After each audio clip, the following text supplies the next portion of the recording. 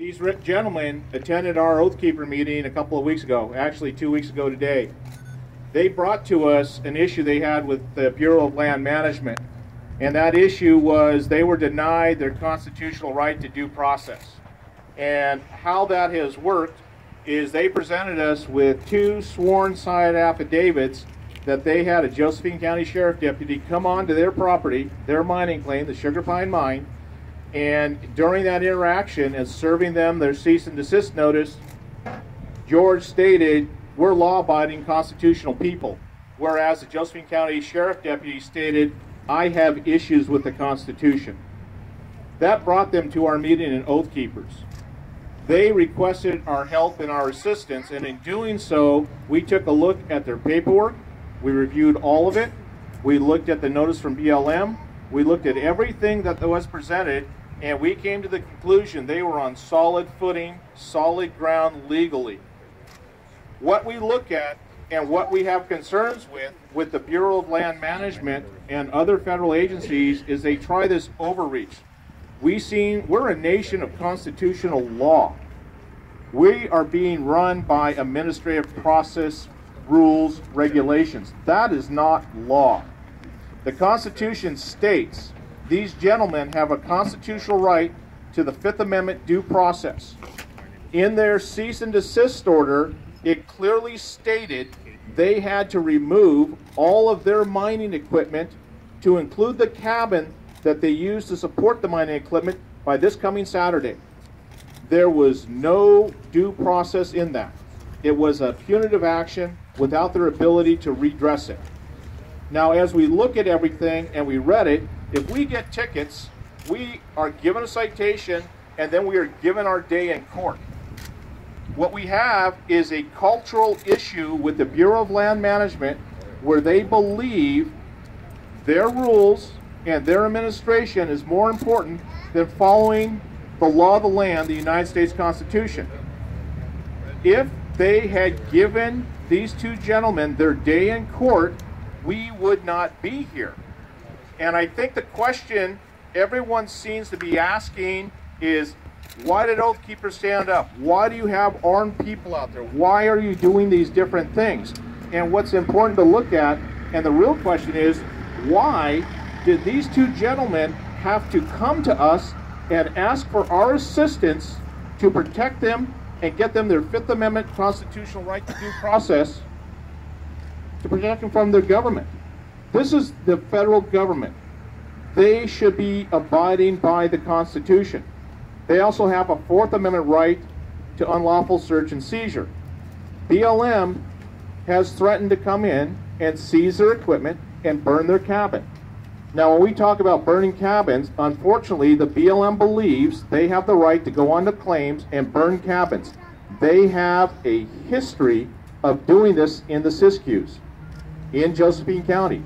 Both of these gentlemen have been affected by having cabins burned to the ground by BLM or knowing people that have had cabins burned to the ground by the BLM. So the question is not, why are we doing what we're doing? Why do we have to do it? Why is BLM not following the constitutional right to due process?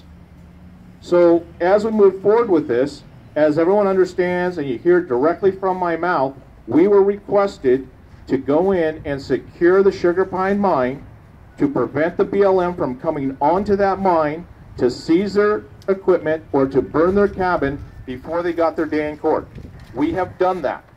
It's been a very well organized, disciplined operation. We are not promoting a standoff.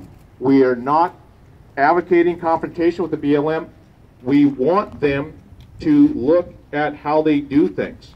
There is a cultural flaw with this agency that they believe they can do things outside of the Constitution. This document is to constrain our government. What we are doing right now is we are constraining the Bureau of Land Management and forcing them to allow Fifth Amendment right to due process. That is the way it is intended and should work. The other thing that's come out is there's been disinformation. The Bureau of Land Management's public information officer stated and gave it to the media here, and you bought off on it, you didn't back check it and research it, and you're just as guilty as putting out disinformation. They stated that they did not know this how old is that mine? 143 years. 143-year-old mine, the oldest and longest running hard rock mine in the state of Oregon, if not in the United States.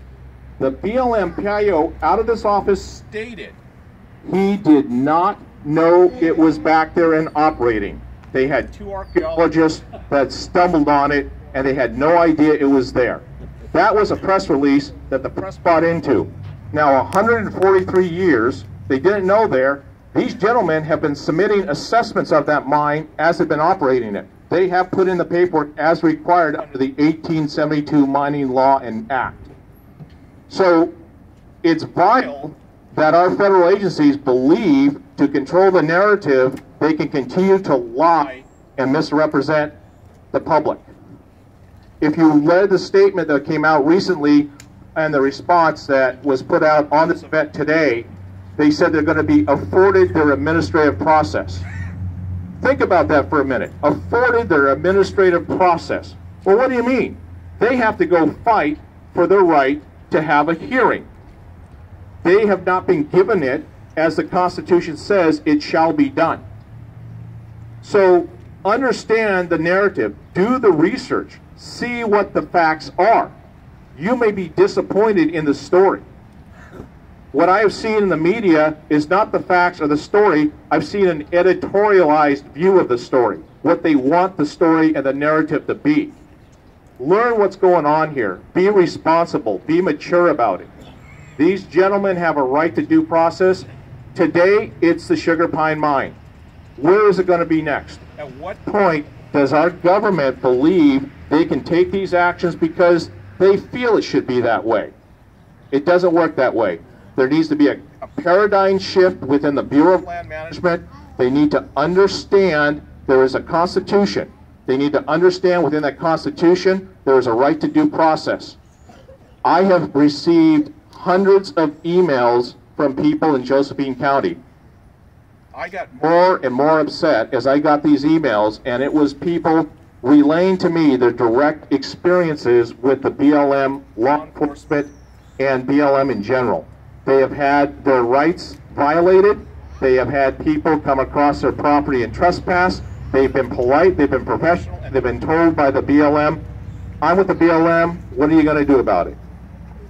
They've had people go on to mining claims. They've had law enforcement kick their equipment, tell them they don't like them here, they need to get it out of here. They've been hit with citations. They have been put into a financial situation where they have to fight for their right. And they've gotten to the point where after the continuous and constant harassment by the agency, they just have given up. They're like, I can't financially afford to fight them. They give up and leave. We're the United States of America. The Constitution gives everybody the right to choose what they want to do, live their lives freely. They should be able to do so. I don't believe digging rock, hard rock, out of a hillside is an easy way to earn a living. But to be constantly harassed for doing that, that's been in existence for 143 years, that's how our nation was built. Our nation was done, and where we are today is because we build things. We have timber. We do minerals. These are the things that make America what America is. And when we have federal agencies that don't believe in that anymore, and they believe in going around this document, that's why we're here. This is the Constitution. This is the supreme law of the land. Everyone standing here is expected to abide by it. So is our government. They must work within the constraints of this. And when they don't do it, the action that we've taken is how we make it work. I go to a Constitution study class. It's been running for a couple years. It's interesting because we always look at like, how do we make the Constitution work as it should be designed? And this is the example of it. They have their Fifth Amendment right and the Fourth Amendment rights violated or attempted to be violated. We stood up. Now, when we talk about the Second Amendment is not the ability to be shooting at people. The Second Amendment is to do what we're doing right now. a quiet presence, a professional presence, a well-disciplined presence, and what it's done is BLM's not going to go up there.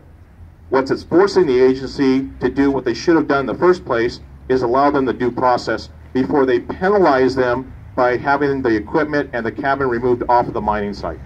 That's the purpose of it. These people need support.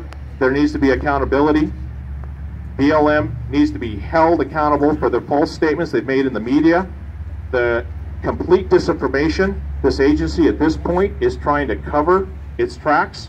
They're trying to figure out how to spin this, but when it comes down, you have untrained people, uneducated people throwing around their weight, abusing those out in the woods trying to earn a living, and they think it's okay.